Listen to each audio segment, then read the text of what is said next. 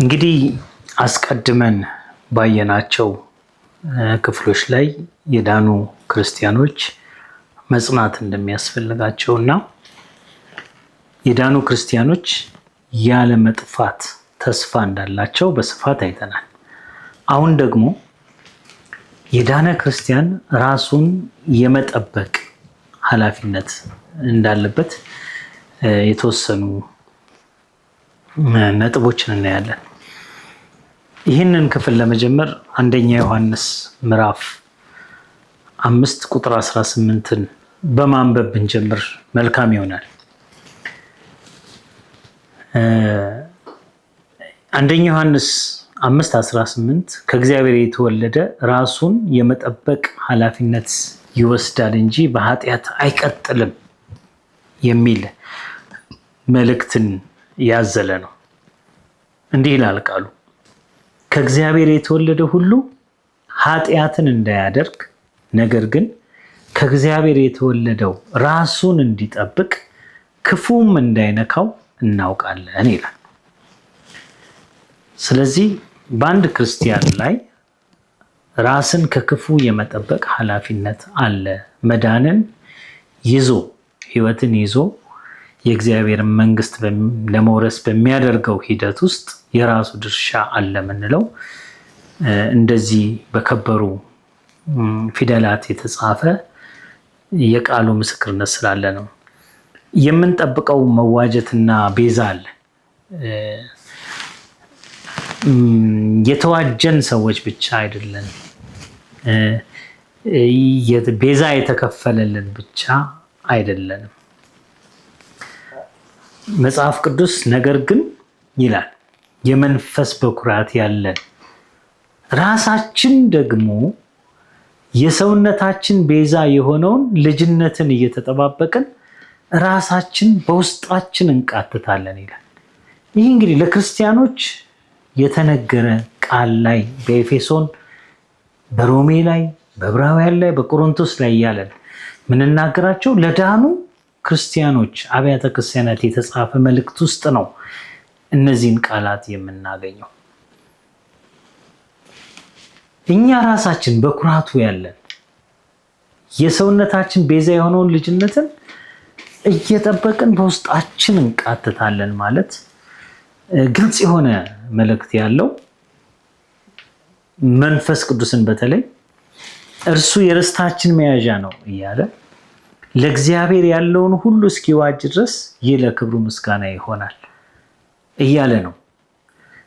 የተቀበልነው መንፈስ ውስጥ እንደገና ሌላ መዋጀት እንዳለ፣ በተቀበልነው ልጅነት ውስጥ ሌላ የመፈጸም ልጅነትን የመፈጸምና ወደ ክብር የመብቃት የማረጋገጥ ቤዛ እንዳለ መጽሐፍ ቅዱስ ያስተምረናል። አስቀድሞ በብሉይ ኪዳን የሚታወቁ ለትምህርታችን የተጻፉ በተለይም ስለ እግዚአብሔር መሰረታዊ እውቀቶች ላይ አዲስ ትምህርትና አስተሳሰብ ሊኖር አይችልም። እግዚአብሔር ኃጢአተኛውን ከኃጢአቱ ስላዳነው ኃጢአተኛው በኃጢአቱ ቢቀጥል እግዚአብሔር ባህሪውን አይቀይርም። እግዚአብሔር ኃጢአትን የሚጸየፍበትን ባህሪውን በኃጢአት ላይ የሚቆጣበትን ባህሪውን አልተወም።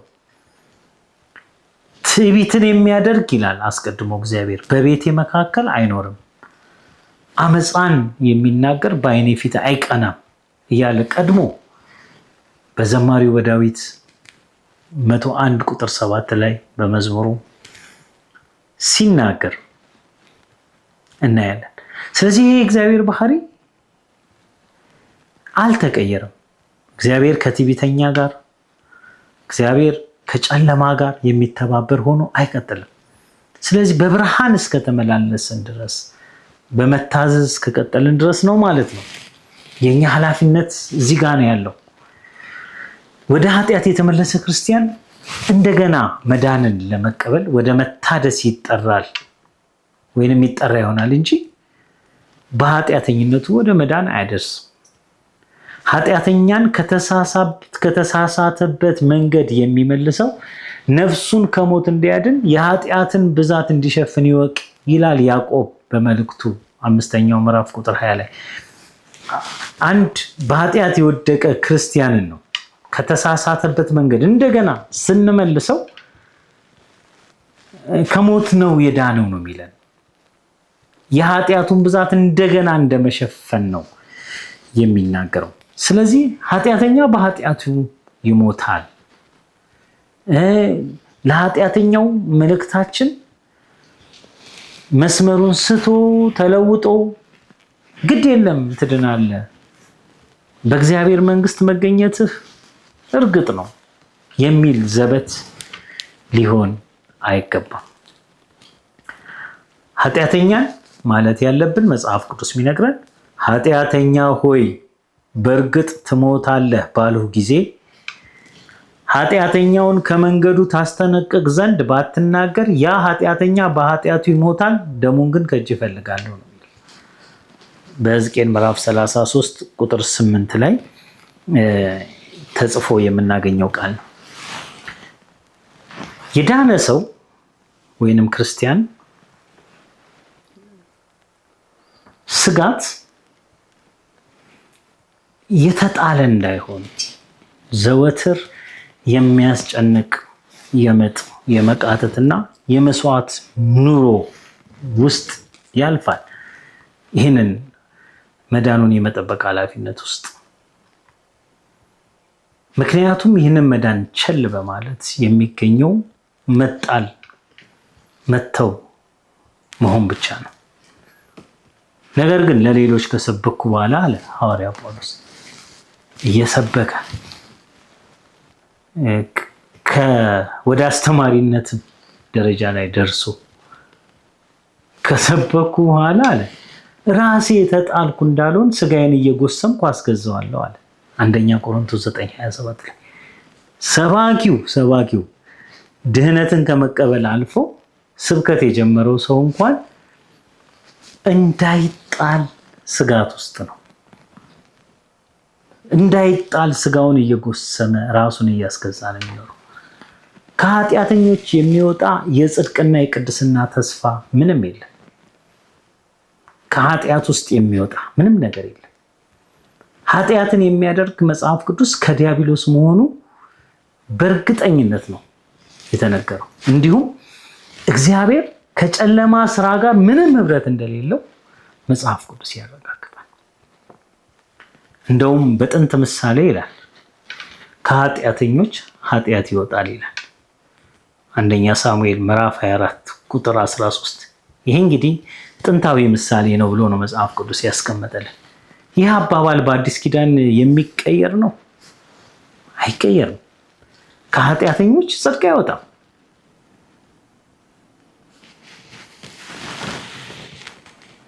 መጽሐፍ ቅዱስ እግዚአብሔር አይዘበትበትም ነው የሚለው። ይሄ ዘበትን ምን አመጣው እዚህ ጋር? እግዚአብሔር ላይ መዘበት ምንድን ነው ከተባለ ኃጢአትን ዘርቶ ጽድቅን የሚያጭድ የለም እያለ ነው። የተዘራው ኃጢአት ከሆነ ጽድቅን ማጨድ አንችልም። አትሳቱ ይላል። ይሄ አስተሳሰብ ብዙዎችን የሚያስት ስለሆነ እግዚአብሔር አይዘበትበትም ይላል። ሰው የሚዘራውን ሁሉ ያንኑ ደግሞ ያጭዳል። በገዛ ስጋው የሚዘራ ከስጋው መበስበስን ያጭዳል፣ በመንፈስ ግን የሚዘራ ከመንፈስ የዘላለም ሕይወትን ያጭዳል ነው የሚለው ገላትያ 6:7 ላይ። ክርስቶስ የኃጢአተኞች አገልጋይ አይደለም። ነገር ግን በክርስቶስ ልንጸድቅ የምንፈልግ ስንሆን ራሳችን ደግሞ ኃጢአተኞች ሆነን ከተገኘን እንግዲያስ ክርስቶስ የኃጢአተኛ አገልጋይ ነዋ አይደለም አለ ሐዋርያው ጳውሎስ በገላትያ 2:17። ክርስቶስ የኃጢአተኛ አገልጋይ ሊባል ነው። ሰዎች አንዴ ድነዋል፣ መዳናቸው ከነሱ አይወሰድም፣ አንዴ ዳነ ድኖ ይቀራል በሚል ዘበት ውስጥ ሲገባ የኃጢአተኞች አገልጋይ ሊሆን። ስለዚህ ኃጢአተኞችን አሁን እየተቃወምን አይደለም፣ ተመለሱ ነው፣ ንስሐ ግቡ ነው፣ በደሙ ታጠቡ ነው፣ የእግዚአብሔርን ጸጋ ተቀበሉ፣ የሚረዳችሁን ጸጋ ያዙ ነው እያልን ያለን። ሌላኛው የዳኑ ክርስቲያኖች ወደ ኃጢአት ቢመለሱ አንዳንድ ዘበቶች አሉ። ፈቃዱን የማያሳውቃቸው፣ ለጸሎታቸው መልስ የማይሰጣቸው፣ የእግዚአብሔር መገኘት የሚርቃቸው፣ ያንን የሚያጡ ይሆናሉ እንጂ አይጠፉም የሚል መከራከሪያ ለማቅረብ የሚሞክሩ ሰዎች አሉ። ይህም በእግዚአብሔር ቃል በጉልህ ስፍራ ያለው አለመታዘዝና ውድቀት ሆኖ የቀረበ ነው። በእግዚአብሔር ቃል ላይ በግልጽ የተነገረ ያለመታዘዝ እና የውድቀት አካሄድ ነው። በሰማያት ያለውን የአባቴን ፈቃድ የሚያደርግ እንጂ ጌታ ሆይ ጌታ ሆይ የሚለኝ ሁሉ መንግስተ ሰማያትን የሚገባ አይደለም ይላል ማቴዎስ 7:21 ላይ። ፈቃዱን አውቆ የማያደርግ በእግዚአብሔር ዘንድ እውቅና የሌለው ወደ መንግስተ ሰማያት የማይገባ ነው። ስለዚህ በቁጥር 23 ላይ በዚያን ጊዜ ከቶ አላውቃችሁም እናንተ አመፀኞች ከኔ ራቁ ብዬ መሰክርባችኋለሁ ይላል። ምን ማለት ነው? በእግዚአብሔር ፈቃድ ውስጥ የማይኖር ሰው አለመታወቅ ውስጥ ነው ያለው ማለት ነው። አንዳንዶች የአሸናፊዎችን ህይወት በኃጢአተኝነት ለመቀጠል ማስረጃ ሊያደርጉት ይሞክራሉ። አይሆንም። እሱ የዳነ ክርስቲያን በኃጢአተኝነት ምክንያት ከእግዚአብሔር ፍቅር አይለይም የሚለውን መከራከሪያ ማቅረብ ተገቢ አይደለም። በሮሜ ምዕራፍ 8 ላይ በዚህ ሁሉ ግን በወደደን በእርሱ ከአሸናፊዎች እንበልጣለን፣ ከፍታም ዝቅታም ቢሆን ልዩ ፍጥረትም ቢሆን በክርስቶስ ኢየሱስ ካለ በጌታችን ካለ ከእግዚአብሔር ፍቅር ሊለየን እንዳይችል ተረድቻለሁ ሲል ኃጢአትም አይለየኝም አይነት አድርገን ልንወስደው አይገባም። ይሄ የአሸናፊዎች ህይወት ነው። ይሄ የድል ነሺዎች ህይወት ነው። ተጋድሎ ውስጥ ያሉ ሰዎች ናቸው እንደዛ የሚሉት እንጂ አንዴ ጌታ አድኖኛል አልጠፋም ከዚህ በኋላ የሚል የዘበት ህይወት አይደለም። ይሄ ሮሜ 8:37 ላይ የምናየው። ምክንያቱም መጽሐፍ ቅዱስ ኃጢአትን የሚያደርግ መደቡን ከዲያብሎስ ነው ብሎ ነው ያስቀመጠው። ዲያብሎስ ከመጀመሪያ ኃጢአትን ያደርጋል ነው የሚለን አንደኛ ዮሐንስ 3:8 ላይ። በኃጢአተኝነት ህይወት የመቀጠል ዝንባሌ ካሳየን ወገን ቀይረናል ነው መጽሐፍ ቅዱስ የሚለን። እንግዲህ እነዚህ ነገሮች ካየን እስከ መጨረሻው መጽናት የሚለውን በአንድ ወንጌል ብቻ ሁለቴ የተጻፈውን በሌላኛው የማርቆስ ወንጌል ደግሞ ሶስተኛ ጊዜ በወንጌል መጽሐፍ የተጻፈውን ትልቅ ርዕስ የዳነ ክርስቲያን ዋጋ እስከ መጨረሻው በመጽናት የሚገኝ መሆኑን ብንጸና ከእርሱ ጋር ደግሞ አብረን እንደምንነግስ ብንክደው እርሱ ራሱን ስለማይክድ ሊክድ አይችልም፣ እኛን የምንጎዳው ተብሎ እንደተጻፈ መጽናታችንን የሚጠባበቅ ጌታ ብንጸናለት ሊያከብረን የተዘጋጀ ነው። ብንክደው ምንም ዋስትና ትርፍ የለንም። በመጽናታችን ውስጥ ነው ትርፋችን ያለው። ክብራችን ብቻ ሳይሆን ድህነታችን የቆመው መጽናታችን ላይ ነው። መጽሐፍ ቅዱስ በሁሉም ዘንድ ስለ ስሜ የተጠላችሁ ትሆናላችሁ ይለንና እስከ መጨረሻው የሚጸና ግን እርሱ ይድናል ይላል። ማርቆስ 13:13፣ ማቴዎስ 10:22 እና ማቴዎስ 24:13። እግዚአብሔር ይሄ ነገር ትኩረት እንዲሰጠው ስለፈለገ እንድናስተውለው ደጋግሞ ነግሮናል። ተጨማሪ ትምህርቶች እስቲ የማስጠንቀቂያ ትምህርቶችን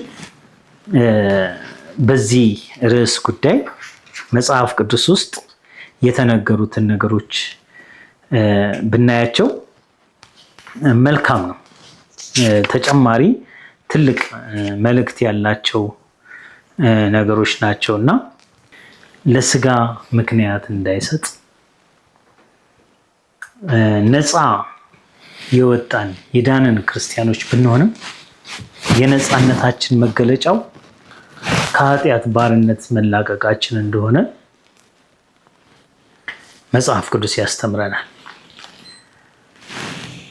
ነፃነት ከጨለማና ከስራት ከፍርድ ከኩነኔ አርነት መውጣታችንን የሚያረጋግጠው ወይ ነፃነታችንን የሚረጋገጠው በመቆማችን ላይ ነው። ጸንተን ስንቆም ነው።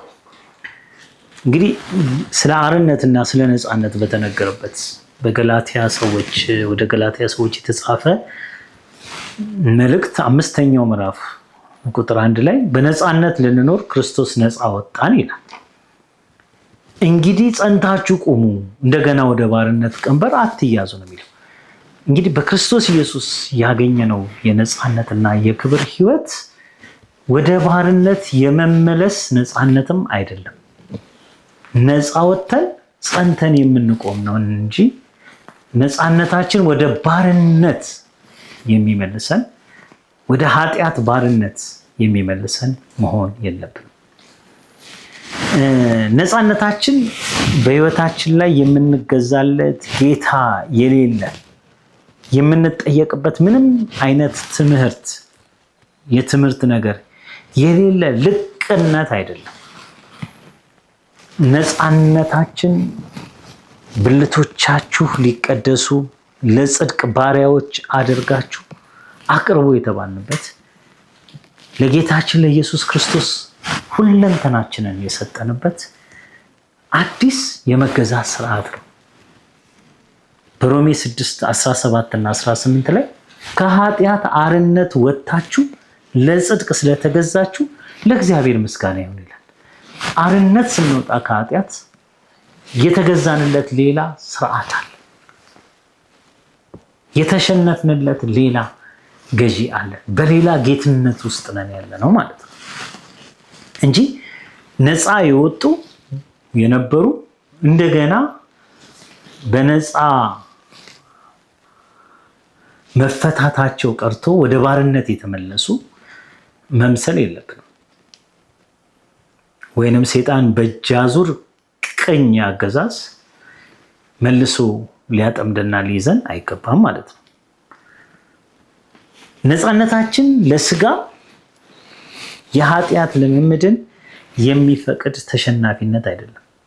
አሁንም ወደ ገላትያ ሰዎች ምዕራፍ 5 ቁጥር 13 ወንድሞች ሆይ እናንተ ለአርነት ተጠርታችኋል፣ ብቻ አርነታችሁ ለስጋ ምክንያትን አይስጥ፣ ነገር ግን በፍቅር እርስ በርሳችሁ እንደ ባሪያዎች ሁኑ ይላል።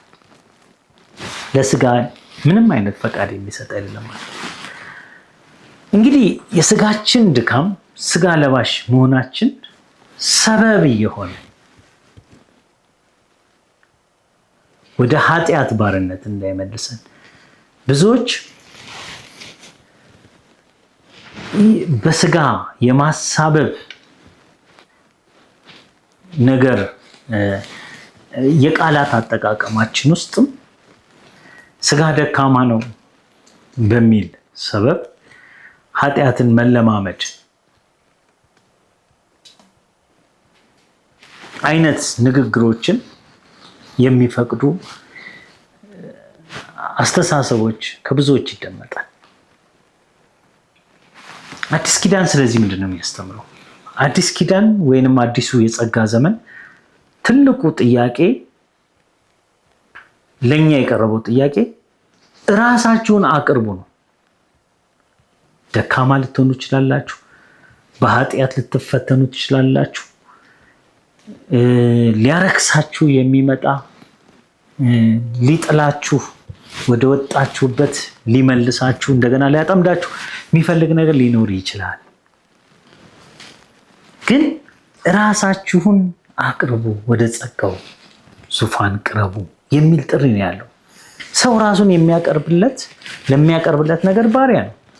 ስጋ ደካማ ነው፣ ግን ወደ ጸጋው ስጋችንን በማቅረብና በመቅረብ ይበረታል። የስጋ ስራ በመንፈስ ይገደላል ነው የሚለን መጽሐፍ ቅዱስ። ስጋ እየተጎሰመ ይገዛል እንጂ ስጋ ደካማ ነው በሚል ሰበብ የኃጢአት ልምምድ ፈቃድ አይሰጠውም። እንግዲህ ወደ ሮሜ ሰዎች ምዕራፍ 6 ቁጥር 19 ስጋ ደካማ ስለሆነ ይህን ነገር አውቃለሁ ማሳበቢያ ታደርጉት በሚል መልክ ስለ ስጋችሁ ድካም እንደ ሰው ልማድ እላለሁ ብሎ ሐዋርያ ጳውሎስ ያቀረበው መፍትሄ ብልቶቻችሁን አመፃ ሊያደርጉ ለርኩሰት ለአመፃ ባሪያዎች አድርጋችሁ እንዳቀረባችሁ ቀድሞ ማለት ነው፣ እንደዚሁ ብልቶቻችሁን ሊቀደሱ የጽድቅ ባሪያዎች አድርጋችሁ አሁን አቅርቡ። ያኔ ነው ስታቀርቡ ነው ከድካማችሁ የምትላቀቁት ነው የሚለው። ስለዚህ ደካማው ድካምን ማገዝ፣ ድካምን ማስተላለፍ፣ ድካም ላይ አይፈረድ የሚል ሙገትን ማደራጀት ያለበት። ደካሞች ልንሆን እንችላለን። ጸጋ ሊጎለን ይችላል። ኃይል ሊያንሰን ይችላል። በመንገዳችን ላይ ትግል ውስጥ ልንገባ፣ ተጋድሎ ውስጥ ልንገባ እንችላለን። ነገር ግን ለምንድን ነው ወደ ሌሎች ድካማችን የምናስተላልፈው? ድካም ላይ አይፈረድ የሚል ሙግት የምናደራጀው ለምንድን ነው? በነቢያቱ የትንቢት ቃል እንደተማር ነው በትንቢተ ኢዩኤል ምዕራፍ 3 ቁጥር 10 ላይ ነገሮችን ማስተካከል ይሻላል ነው የሚለን። ማረሻችሁን ሰይፍ ማጭዳችሁን ጦር ለማድረግ ቀጥቅጡ፣ ደካማው እኔ ብርቱ ነኝ ይበል። መጽሐፍ ቅዱስ ስለ ደካማው ሲናገር ደካማው በመጽሐፍ ቅዱስ ውስጥ እንደ ዳዊት ሊሆን የሚመኝ ሰልፍን የሚማር ሊሆን ይገባል። ዛሬ በድካም ነገር ግን ብርታትን የሚናፍቅ በዚህ ድካም አልቀጥልም የሚል ነገር ውስጥ ነው መግባት ያለበት እንጂ ድካምን ማሳበቢያ፣ ስጋን ማሳበቢያ፣ ከደካሞች ጋር መደራጀት እና ማጉረምረም አስፈላጊ አይደለም ማለት ነው።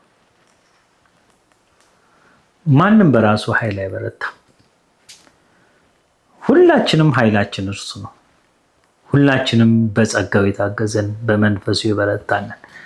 መጽሐፍ ቅዱስ ግልጽ ነው፣ ስጋ ደካማ ነው ይላል፣ መንፈስ ነው የተዘጋጀው።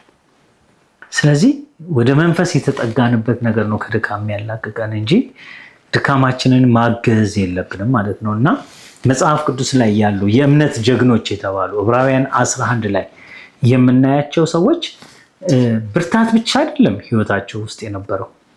መጽሐፍ ቅዱስ እንደውም 11ኛው ምዕራፍ ቁጥር 34 ላይ በዕብራውያን መጽሐፍ ከድካማቸው በረቱ ነው የሚለው እንጂ ከድካማቸው ጋር አልኖሩ።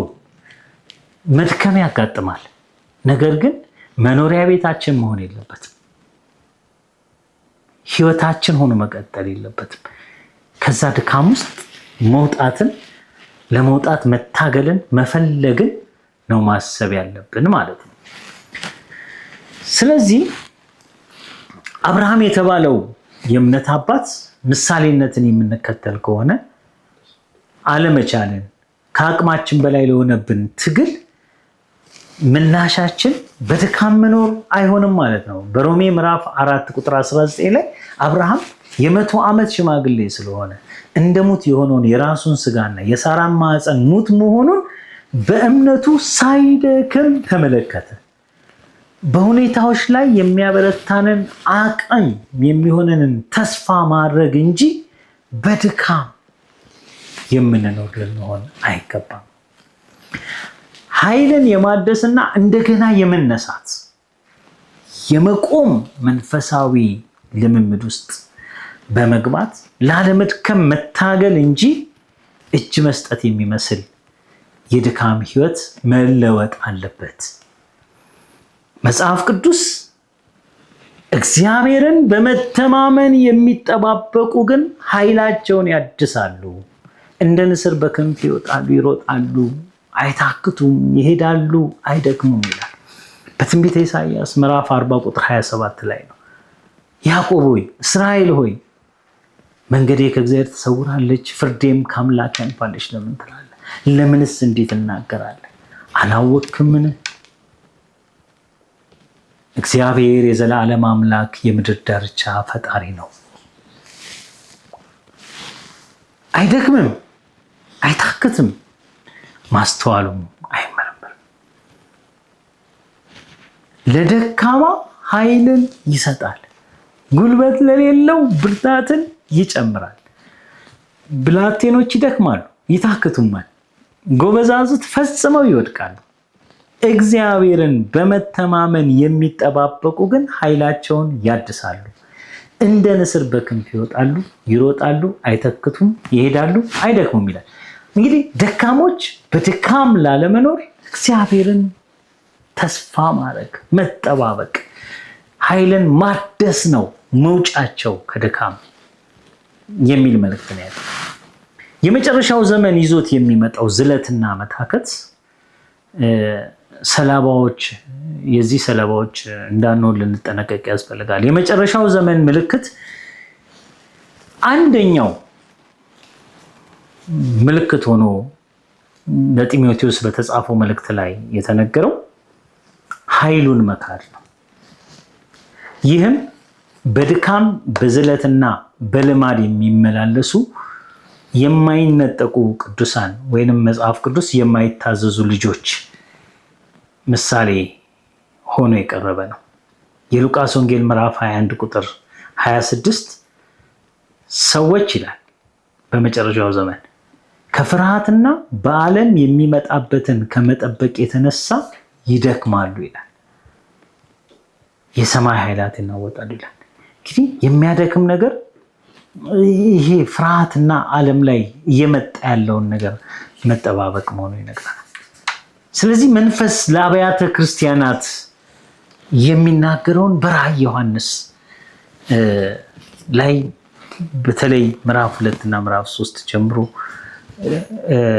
ለአብያተ ክርስቲያናት በተጻፉ መልእክቶች ላይ በዋነኝነት ትልቅ መልእክት ሆኖ የተጻፈው ነገር የቅዱሳን እስከ መጨረሻ የመጽናት አስፈላጊነት በዝርዝር ነው የሚያስተምረን። የሰርዴስ ቤተክርስቲያንን ብንመለከታት የተላለፉላት መልእክቶች የሚያስተላልፉ ትልቅ ትምህርት ስም መጠሪያን ይዞ መንፈሳዊ ሞት መሞትን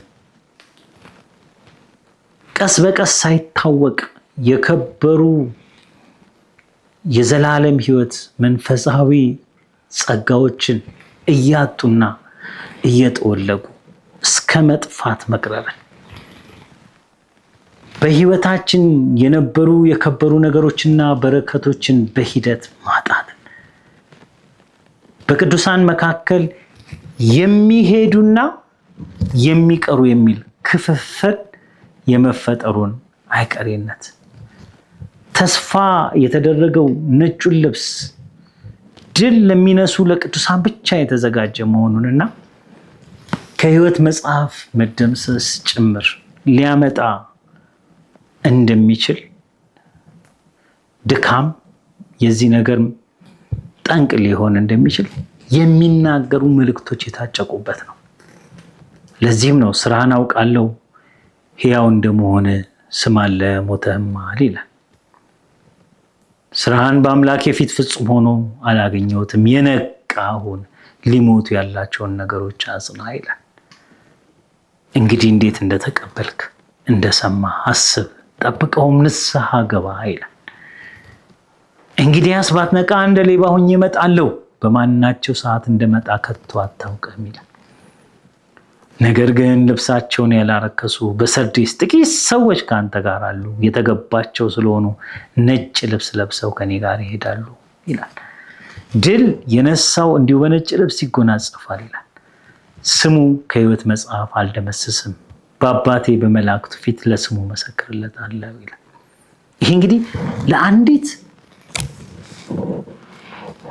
አጥቢያ አብያተ ክርስቲያን የተላለፈ መልእክት ነው። ክርስቲያኖች ሁላችን፣ እንደገና አገልጋዮች ሁላችን፣ ምዕመናን ሁላችን ይሄ መልእክት ለኛ ነው። ሞት አለ፣ ስለዚህ መንፈሳዊ ሞት ይለዋል። መንፈሳዊ ሞት እንዳንሞት መንቃት አለብን ይላል። መጠበቅ አለብን ይላል። ፍርድ አለ ይላል። ስም ከሕይወት መጽሐፍ ላይ ይደመሰሳል ይላል። በፊላደልፊያ ቤተክርስቲያንም ላይ አክሊል እንደሚወሰድ ይናገራል።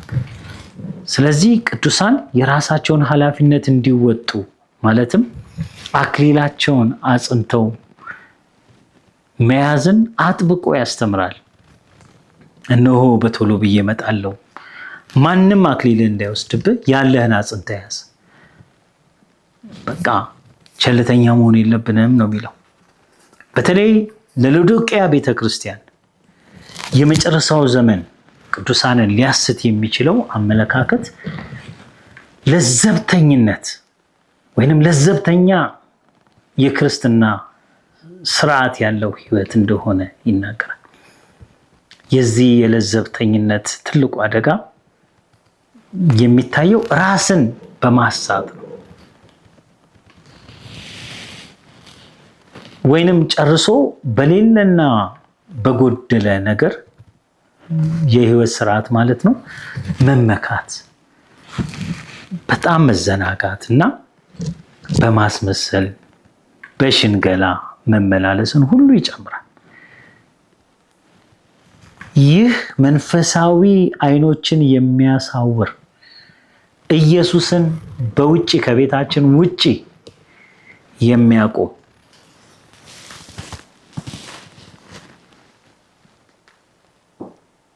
የሚያስቀር የህይወት ስርዓት ነው። በማቴዎስ ወንጌል ምዕራፍ 25 ላይ የሚተረክላቸው ሰነፎች እና ልባሞች መንፈሳዊ ህይወትን አመልካች ናቸው። ይህም ምንም እንዳልተፈጠረ በጎዶሎ የሚረካ የደካማ ሰው የህይወት ስርዓትና ልምምድ ነው።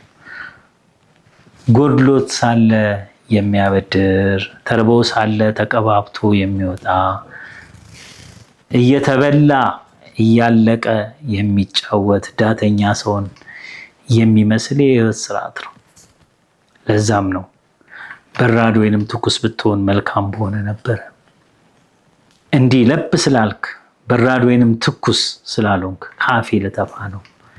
መተፋት አለ ማለት ነው። አንዴ ዳነ ድኖ ቀረ አይባልም። የራሳችንን ቅዱሳን የራሳችንን መዳናችንን የመጠበቅ ኃላፊነት ካልተወጣን መተፋትም አለ ማለት ነው። ሀብታም ነኝና ባለጸጋ ሆኛለሁ አንድስ እንኳን አያስፈልገኝም የምትል ስለሆንክ ጎስቋላ፣ ምስኪን፣ ድሃም፣ እውር፣ የተራቆትክ መሆንን ስለማታውቀው ራስን ስላሳተ እኮ ነው ሰውየው ማያውቀው መሰለው። በቃ ህይወቴ መሰለው፣ ቅድስና መሰለው፣ መዳኔ መሰለው፣ ያለበት የለበታ ህይወት መሰለው። ስለዚህ በጣም ከለዘብተኝነት መጠንቀቅ አለብን ማለት ነው። ተጨማሪ እንግዲህ ማስጠንቀቂያ ትምህርቶች የምንላቸውን ለማካተት ያክል በዚህ ርዕስ ላይ በመጽሐፍ ቅዱስ ውስጥ የጨው ጣዕሙን የማጣት ምሳሌ አለ።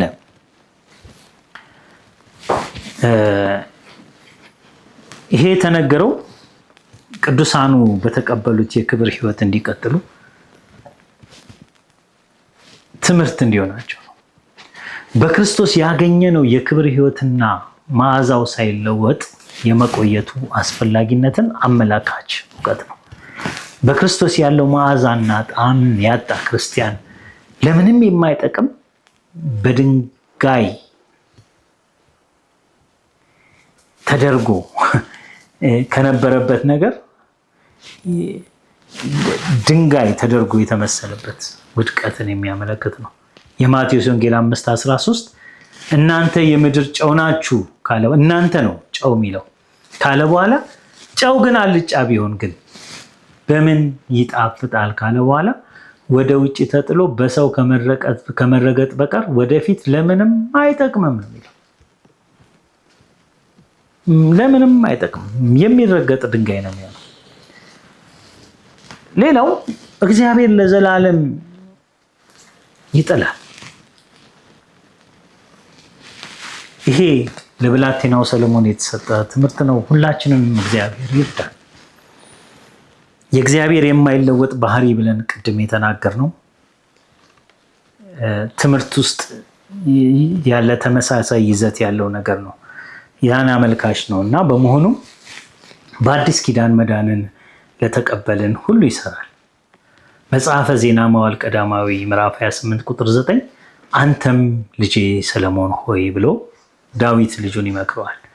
እግዚአብሔር ልብን ሁሉ ይመረምራልና የነፍስን ሐሳብ ሁሉ ያውቃልና የአባትህን አምላክ እወቅ፣ በፍጹም ልብና በነፍስህ ፈቃድ አምልከው፣ ብትፈልገው ታገኘዋለህ ይልና ብትተወው ግን እግዚአብሔርን ብትተወው ግን በጣም ከባድ ቃል ነው። ለዘላለም ይጥልሃል ይላል። ብትፈልገው ታገኘዋለህ። እግዚአብሔርን አልፈልግም ብለህ ግን ብትተወው እግዚአብሔርን አንተ ስትተወው እሱ ለዘላለም ይጥላል። ለዘላለም አይጠፉም ያለው ድምፁን እስከሰማ እስከተከተልከው ድረስ ነው። ብትተወው ግን ከእጄ ማንም አይነጥቃቸውም ያለው በአንተ ፈቃደኝነት በእኔ ፈቃደኝነት ላይ ነው። ብንተወው ግን ይጥላል። ስለዚህ ዘላለማዊ ፍርድና መጥፋት የሚባሉ የተነገሩ ትምህርቶች ፈጽመው ያላመኑት ብቻ በኃጢአተኛው ዓለም ላይ ብቻ የተነገሩ አይደሉም ማለት ነው። እነዚህ የመጽሐፍ ቅዱስ ክፍሎች በእምነት የኖረው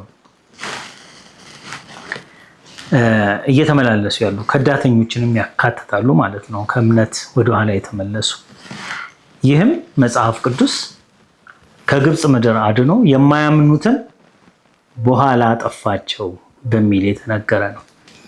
ዳሩ ግን ሁሉን አንድ ጊዜ ፈጽሞ ምንም የተማራችሁ ብትሆኑ ብሎ ነው የሚናገረው። ትምህርቱ አለ፣ እውቀቱ አለ።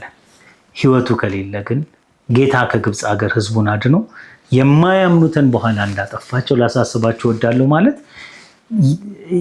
የመነሻ የሚያድነውን እምነት አምነው ነበረ፣ ግን በእምነት ላይ እምነት መጨመር ስላልቻሉ መንገድ ላይ አለማመን ሆኖ ተቀየረባቸው ይላል።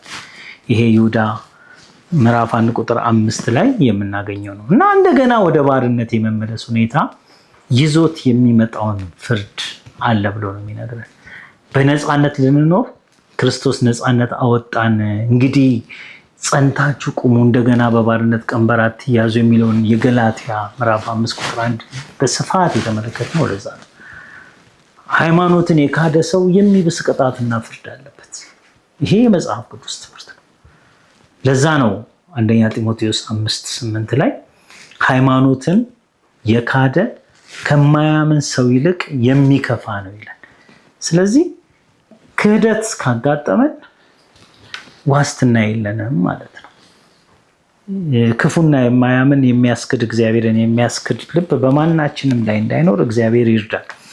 ስለዚህ የእግዚአብሔርን ቤተ መቅደስ በማፍረስ የሚመጣ የመፍረስ ፍርድ አለ። ማንም የእግዚአብሔርን ቤተ መቅደስ ቢያፈርስ እግዚአብሔር እርሱን ያፈርሰዋል ይላል።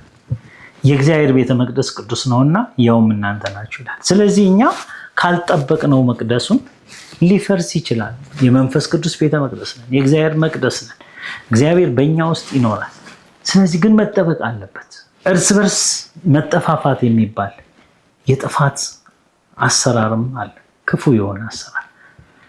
ቅዱሳን በበረቱ ጊዜ ሊገጥማቸው የሚችል ዓላማቸውን፣ ጥሪያቸውን፣ መነሻቸውን፣ መጠራታቸውን መርሳት አጋጥሟቸው ወንድማማቾች የሆኑ ነገር ግን እርስ በርሳቸው ሊነካከሱ፣ ሊበላሉ፣ እርስ በርሳቸው ሊጠፋፉ ይችላሉ። የገላትያ ሰዎች ያጋጠማቸው ይሄ ነው 5:15 ላይ ነገር ግን እርስ በርሳችሁ ብትነካከሱ ብትበላሉ እርስ በርሳችሁ እንዳትጠፋፉ ተጠንቀቁ ነው የተባለው። በእነዚህና ተመሳሳይ በተጻፉ የመጽሐፍ ቅዱስ ክፍሎች መሰረት ለዳኑ ቅዱሳን የተሰጡ ማስጠንቀቂያዎች አሉ ማለት ነው። መጽናት ካልቻልን ወደ ተስፋ ቃሉ ሙላት አንደርስም። ይሄ የእግዚአብሔር ቃል ማስጠንቀቂያ ነው። የእግዚአብሔርን ፈቃድ አድርጋችሁ የተሰጣችሁን የተስፋ ቃል እንድታገኙ መጽናት ያስፈልጋችኋል። ይሄ በቃ ልባችን ውስጥ መጮህ አለበት። መጽናት ያስፈልጋችኋል። ይህንን የተነገረልንን ሊመጣ ያለውን የዓለም ኃይል የቀመስነውን ከመንፈስ ቅዱስ ተካፋይ የሆንበትን መጨረሻው ላይ ለመድረስ እግዚአብሔር ይርዳን። መጽናት ያስፈልገናል። ዕብራውያን 10:36 ላይ ነው ይሄ ቃል ያለው። በመከራና በፈተናዎች መጽናት ካልቻለን ፍጹማን ልንባል አንችልም። መጽሐፍ ቅዱስ መታገስ እንዳለብን ይነግረናል። ትዕግስት ምንም የሚጎድላችሁ ሳይኖር ፍጹማን ሙሉአን ትሆኑ ዘንድ ስራውን በእናንተ ይፈጽማል ነው የሚለን ያዕቆብ 1:4 ላይ። መጽናት የሚያስፈልገን ምክንያት በፊታችን ያልተሮጠ ያላለቀ ሩጫ ተጋድሎ ስላለ ነው። እንግዲህ እነዚህን የሚያሉ ምስክሮች እንደ ደመና በዙሪያችን ካሉልን ይላል። የእምነትን ጀግኖች የተጋደሉ ሰዎችን በአሸናፊነት በክብር ያለፉ ሰዎች ሩጫቸውን የጨረሱትን እያሳየ እኛ ደግሞ ሸክምን ሁሉ ቶሎ የሚከበንን ኃጢአት አስወግደን ነው የሚለው። ኃጢአቱን ይዘን አይደለም፣ ኃጢአቱን ስሙን ቀይረን አይደለም፣ አስወግደ ነው። የእምነታችንን ራስና ፈጻሚውን ኢየሱስን ተመልክተን በፊታችን ያለውን ሩጫ በትዕግስት እንሩጥ። እርሱ ነውርን ንቆ በፊቱ ስላለው ደስታ በመስቀል ታግሶ በእግዚአብሔር ዙፋን ቀኝ ተቀምጧል ይላል ዕብራውያን ምዕራፍ 12 ከ1-2። ስለዚህ መጽናት የጤናማ ክርስቲያንነት ማሳያ ነው።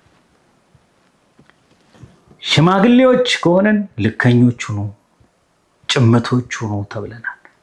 ራሳቸውን የሚገዙ በእምነትና በፍቅር በመጽናት ጤናሞች እንዲሆኑ ምከራቸው ይላል። ሽማግሌ እንኳን ብንሆን በእግዚአብሔር ቤት ብዙ ልምድ ያለን ሰዎች እንኳን ብንሆን ቲቶ 2:2 ላይ ማለት ነው።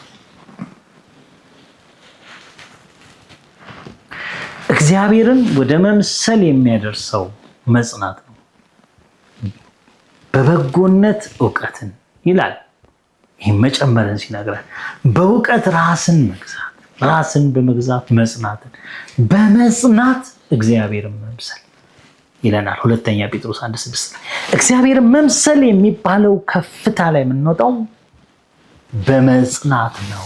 መጽናት ካልቻለን እግዚአብሔርን መምሰል የለም። መጽናት ትእዛዙን የመጠበቃችን መገለጫ ነው። የእግዚአብሔርን ትእዛዝ የሚጠብቁትንና ይላል መጽሐፍ ቅዱስ ኢየሱስን በማመን የሚጸኑት ቅዱሳን ትዕግስታቸው በዚህ ነው ይላል። በዚህ ጽሑፍ በዚህ መልእክት ክርስቲያኖች ነቅተው መዳናቸውን እንዲጠብቁ እግዚአብሔር ካስቀመጣቸው የክብር ስፍራና ጸጋ እንዳይወድቁ ወደ እግዚአብሔር መንግስት ለመግባት የራሳቸውን ትጋትና ኃላፊነት እንዲወጡ ማሳሰብ ነው።